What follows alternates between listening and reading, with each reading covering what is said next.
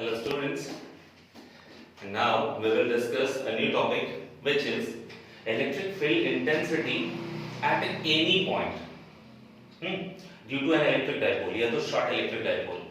आप लोगों ने just इससे previous videos में देखा था कि इलेक्ट्रिक फील्ड इंटेंसिटी की वैल्यू एक्सियल लाइन में या एक्सियल पॉइंट पर या तो इक्वेटोरियल पॉइंट पर क्या था, है ना। इन दोनों केसेस का यूज किया जाएगा इसमें। अगर उसका आपको डाउट होगा उस टॉपिक में तो ये टॉपिक समझ में नहीं आएगा, ठीक है। तो इस टॉपिक को समझने के लिए electric field intensity at any point due to an electric dipole के लिए एक्सियल पॉइंट और इक्वेटोरियल पॉइंट इन दोनों का आप वीडियोस देख लेंगे ताकि आपको ज्यादा डाउट क्लियर हो, ठीक है। इसमें क्लियरेंस के लिए देख लीजिए, छोटा सा मैं हिंट कर दे रहा हूं। इक्वेटोरियल पॉइंट पे आपने क्या देखा था, एक डाइपोल ए और बी पॉइंट पे माइनस प्लस चार्ज, है ना, ए और ईबी, और ये रिजल्टेंट इलेक्ट्रिक फील्ड था, हां, एंगल 2 थीटा था। और रिजल्टेंट इलेक्ट्रिक फील्ड कितना आया था इक्वेटोरियल पॉइंट पर 1/4 pi epsilon not p by r cube, है ना। और दूसरा जस्ट एक्सियल पॉइंट के लिए क्या था, -q और +q, एक डाइपोल है तो इसके लिए डाइपोल p पॉइंट पर क्या आया था, electric resultant electric field axial point पर ही आया था, क्या 1/4 pi epsilon not 2p by r cube. ये हमारे पास था एक्सियल लाइन का। तो इन दोनों इक्वेशंस का हम यूज करेंगे, ध्यान रहे, ठीक है। चलिए आते हैं, electric field intensity at any point, be careful, eight any point, जरूरी नहीं कि एक्सियल हो, जरूरी नहीं कि इक्वेटोरियल हो, है ना, यहां कोई भी पॉइंट लिया जा सकता है, ठीक है। तो एक्सियल और इक्वेटोरियल को छोड़ करके ये देखिए, ये any point due to a short electric dipole. अब देखिए, मान लेते हैं कि हमारे पास माइनस चार्ज और प्लस क्यू चार्ज, इन दोनों को सेपरेट किए कुछ डिस्टेंस से, तो ये हमारा क्या हो गया, एक इलेक्ट्रिक डाइपोल हो गया। इन दोनों के बीच का डिस्टेंस आप लोग जानते हैं, इलेक्ट्रिक डाइपोल के लेंथ को क्या कहते हैं, इलेक्ट्रिक डाइपोल लेंथ। तो डाइपोल लेंथ हो गया 2l, तो यहां से यहां इसका l, यहां से इसका लेंथ l, ठीक है। इसका यूज तो नहीं होगा लेकिन जान लो। बाय द वे, मैंने एक पॉइंट रखा, अगर मैं इस पॉइंट को यहां रखता तो ये तो इक्वेटोरियल पॉइंट हो जाता। इस पॉइंट को अगर मैं यहां रखूं तो एक्सियल पॉइंट हो जाएगा। तो इन दोनों को छोड़ करके किसी और पॉइंट पे मैंने रख दिया। तो अब इस पॉइंट पर, इस P पॉइंट पर जहां यूनिट पॉजिटिव चार्ज रखा हुआ है, इस पॉइंट पे मुझे इलेक्ट्रिक फील्ड इंटेंसिटी चाहिए, ना कि एक्सियल ना कि इक्वेटोरियल, ठीक है।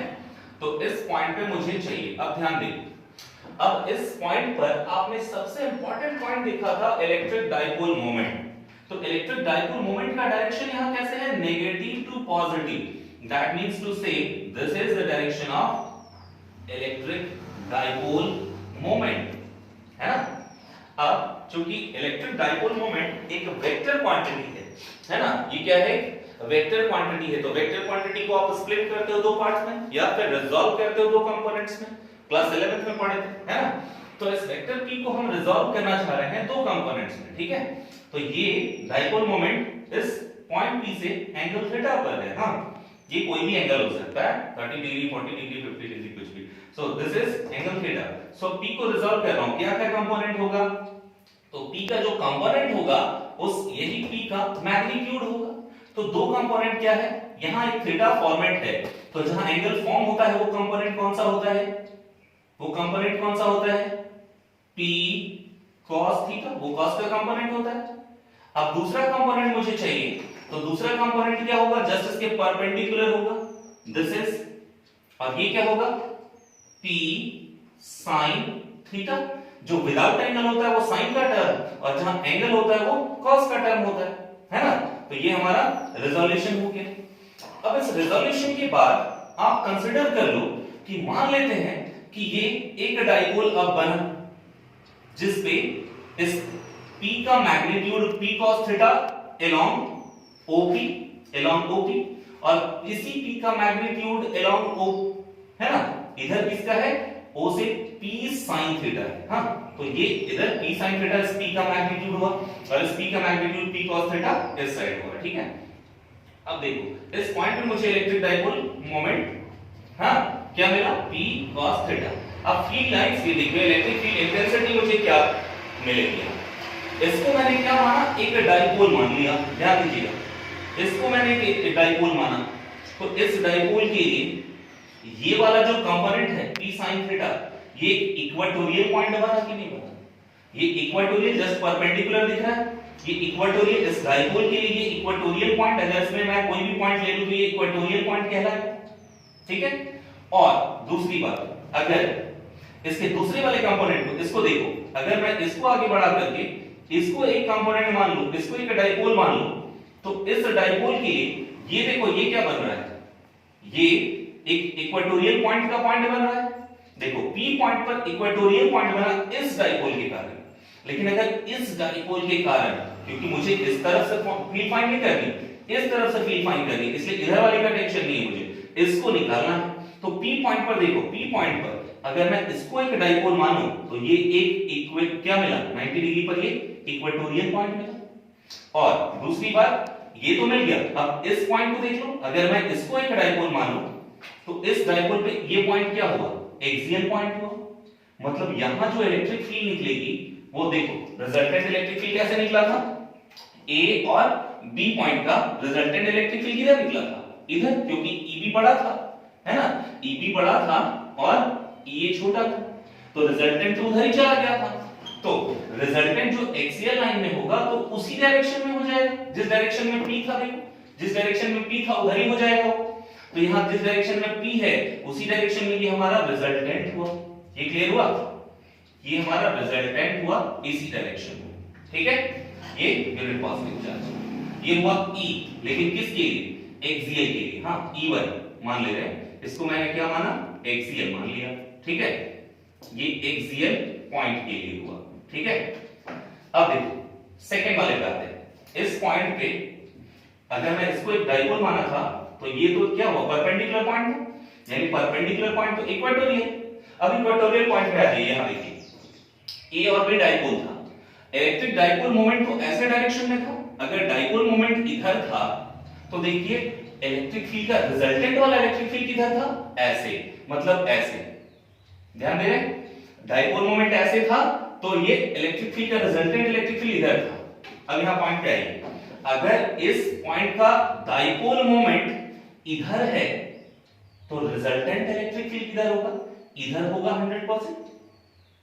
फिर से देखिए, डाइपोल मोमेंट यहां ऐसे है तो रिजल्टेंट मोमेंट जो इलेक्ट्रिक फील्ड है ऐसे है, तो ठीक उसी तरह से अगर डाइपोल मोमेंट ऐसे है तो रिजल्टेंट वाला इलेक्ट्रिक फील्ड किधर होगा, ऐसे होगा, 100% होगा, है ना। तो ये हमारा रिजल्टेंट इलेक्ट्रिक फील्ड हुआ, लेकिन किसके लिए, ये मैंने मान लिया E2, ठीक है।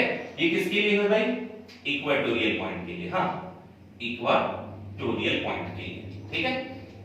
अब मुझे तो इलेक्ट्रिक फील्ड का रिजल्टेंट चाहिए, क्योंकि यहां तो दो फील्ड आ गए, अब मुझे रिजल्टेंट चाहिए, तो रिजल्टेंट के लिए क्या करना पड़ेगा भाई, मुझे एक parallelogram law of vector addition से दोनों को जोड़ना पड़ेगा।